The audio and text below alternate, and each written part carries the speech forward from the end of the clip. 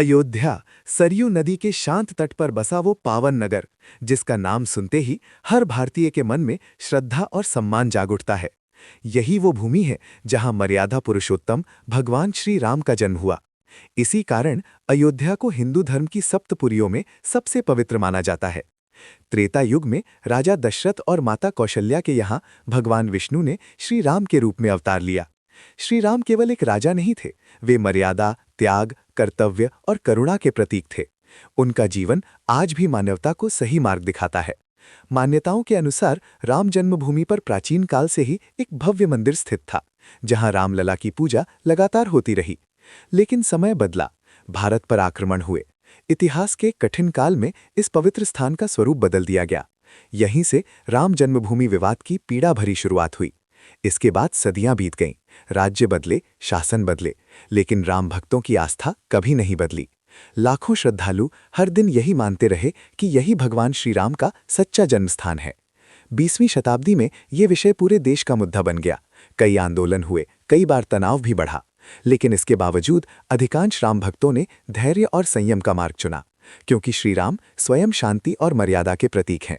लंबे समय तक ये मामला भारत की न्याय व्यवस्था के सामने रहा। साक्ष्य प्रस्तुत हुए, इतिहास पर चर्चा हुई और सभी पक्षों की बातें सुनी गईं। फिर आया 9 नवंबर 2019 का दिन, जब भारत के सर्वोच्च न्यायालय ने ऐतिहासिक फैसला सुनाया। फैसले में कहा गया कि राम जन्मभूमि की भूमि पर श्री राम मंदिर का निर्माण होगा। ये निर्णय केवल एक फैसले से कहीं अधिक था। ये करोड़ों लोगों की आस्था को सम्मान देने वाला एक ऐतिहासिक क्षण था।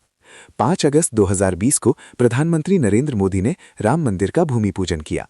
उस दिन पूरा देश दीपों से जगमगा उठा। भजन, कीर्तन और जय श्री राम के नारों से वातावरण भक्तिमय हो गया। लंबे संघर्ष के बाद निर्माण कार्य तेजी से आगे बढ़ा। हजारों कारीगर, शिल्पकार और इंजीनियर इस दिव्य कार्य में जुट गए। ये मंदिर आधुनिक तकनीक और प्राचीन भारतीय वास्तुकला का अद्भुत संगम है। और फिर आया 22 जनवरी 2024, जब अयोध्या में रामलला की प्राण प्रतिष्ठा हुई। ये केवल एक धार्मिक आयोजन नहीं था, ये 500 वर्षों की प्रतीक्षा का अंत था।